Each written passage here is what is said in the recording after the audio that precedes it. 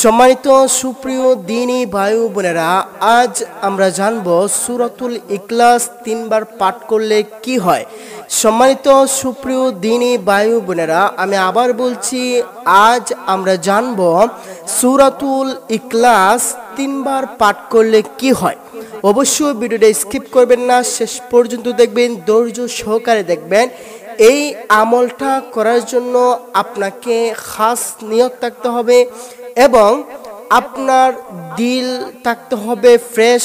আর আপনি যদি এই আমলটা করেন তাহলে আপনার নিয়ত সহি হতে হবে। তো সম্মানিত সুপ্রিয় দ্বীনী ভাই বোনেরা, অবশ্যই ভিডিওটা স্কিপ করবেন না, শেষ পর্যন্ত দেখবেন, ধৈর্য সহকারে দেখবেন। অবশ্যই ভিডিওর কমেন্টে একটি আমিন লিখবেন এবং ভিডিওতে একটি লাইক দিবেন। সম্মানিত সুপ্রিয় দ্বীনী ভাই বোনেরা, আমরা এখন জানবো সূরাতুল ইখলাস তিনবার পাঠ করলে কি হয়।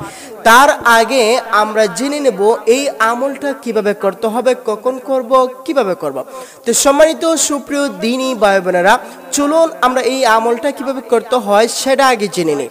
এই আমলটা করার জন্য আপনাকে পবিত্র হতে হবে। আপনি পবিত্র হয়ে আপনাকে উযু করতে হবে।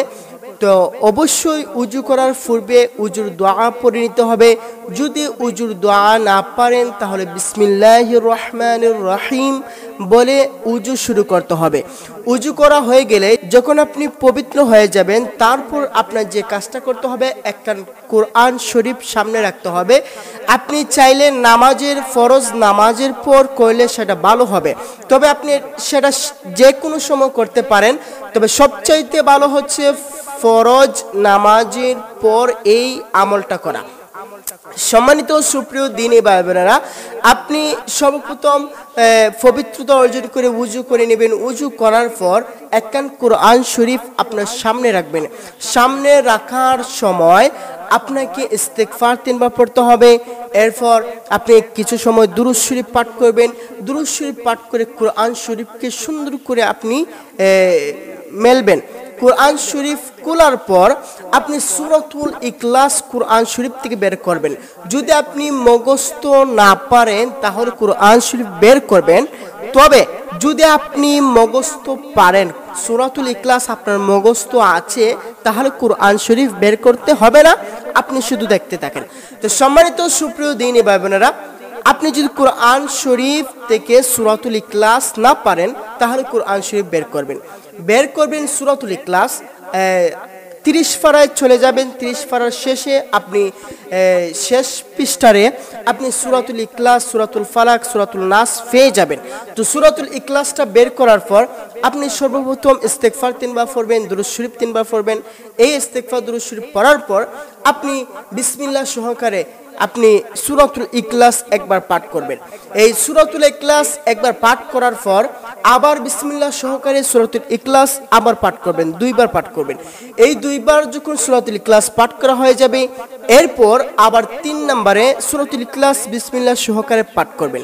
যখন বিসমিল্লাহ সহকারে পাঠ করা হয়ে যাবে, আপনি সাদাকাল্লাহুল আলিয়্যুল আযীম বলে শেষ করে দিবেন। তো সম্মানিত সুপ্রিয় দ্বীনী ভাই বোনেরা, এখন আমরা জানবো এই সূরাতুল ইখলাস 3 বার পাঠ করলে আমাদের কি হয়। তো সম্মানিত সুপ্রিয় দ্বীনী ভাই বোনেরা, এর কারণটা হচ্ছে যারা কোরআন তেলাওয়াত মানে এতটা কোরআন তেলাওয়াত ভালো করে পড়তে পারেন না, যারা দেখবেন কোরআন খতম করা তাদের জন্য কঠিন হয়ে যায়। মানে অনেক মা বোন আছেন, অনেক ভাই বাবারা আছেন যারা কোরআন তেলাওয়াত করতে গেলে, কোরআন খতম করতে গেলে তাদের প্রচুর কষ্ট হয়ে যাবে, অথবা তারা নাও পারতে পারে, তাদের হরফগুলো সহি নাও হতে পারে। সেক্ষেত্রে আপনি সূরাতুল ইখলাস একবার পড়লে আপনার 10 পারা কোরআন শরীফ পাঠ করার সওয়াব পেয়ে যাবেন, এবং 2 বার যদি আপনি সূরাতুল ইখলাস সহিভাবে পাঠ করেন তাহলে 20 পারা কোরআন শরীফ পড়ার সওয়াব পেয়ে যাবেন। শুধু তাই নয়, আপনি যখন 3 নম্বরে সূরাতুল ইখলাস পাঠ করবেন বিসমিল্লাহ সহকারে, তারপর আপনি 30 পারা কোরআন শরীফ পড়ার যে খতম করার যে সওয়াব, সেটা আপনার আমলনামায় ঢুকে যাবে। সম্মানিত সুপ্রিয় দিনী ভাই বোনেরা, এই আমলটা হচ্ছে তাদের জন্য যারা কোরআন শরীফ পড়তে পারেন না সহিভাবে, তারা এটা পড়বেন। সূরাতুল ইখলাস সহি করে পাঠ করে নেবেন। যারা কোরআন শরীফ পড়তে পারেন না তাদের জন্য, তারা কোরআন খতম করার জন্য এই নিয়মটা অত্যন্ত কার্যকরী। আল্লাহ রাব্বুল আলামিন নিজে বলেছেন এবং রাসূল সাল্লাল্লাহু আলাইহি সাল্লাম হাদিস শরীফে উল্লেখ করেছেন, যারা কোরআন তেলাওয়াত ভালো করে করতে পারে না তারা যেন সহি করে সূরাতুল ইখলাস তিনবার পাঠ করে তারা তাদের কোরআন খতমের সওয়াব পেয়ে যাবে। তো সম্মানিত সুপ্রিয় দিনী ভাই বোনেরা, আপনি যদি কোরআন শরীফ সহিভাবে পাঠ করতে পারেন তাহলে আপনি এই আমলটা করতে পারবেন না, কারণ আপনি সহিভাবে কোরআন শরীফ পাঠ করতে পারলে আপনি কোরআন খতম করতে হবে। আপনি সূরাতুল বাকারা থেকে আপনি শুরু করে সূরা নাস পর্যন্ত পড়তে হবে, সমস্ত কোরআন শরীফের সূরা আপনি পড়ে আপনি কোরআন শরীফ খতম করতে হবে। এটা যারা পারে না তাদের জন্য। তো সম্মানিত সুপ্রিয় দিনী ভাই বোনেরা, আজ আমরা জানলাম সূরাতুল ইখলাস 3 বার পড়লে কি হয়। সূরাতুল ইখলাস 3 বার পড়লে আপনার কোরআন খতমের সওয়াব পাওয়া যায়, যারা কোরআন শরীফ পড়তে পারে না তাদের জন্য। তো সম্মানিত সুপ্রিয় দিনী ভাই বোনেরা, আজ অবশ্যই আপনাদের ভিডিওটি ভালো লেগেছে। যদি ভালো লাগে আপনাদের বন্ধু বান্ধবের কাছে শেয়ার করে দিবেন এবং আমাদের এই চ্যানেলটি সাবস্ক্রাইব করে বেল আইকনটি বাজিয়ে দেবেন। সবাই ভালো থাকবেন, সুস্থ থাকবেন। আসসালামু আলাইকুম ওয়া রাহমাতুল্লাহি ওয়া বারাকাতুহু।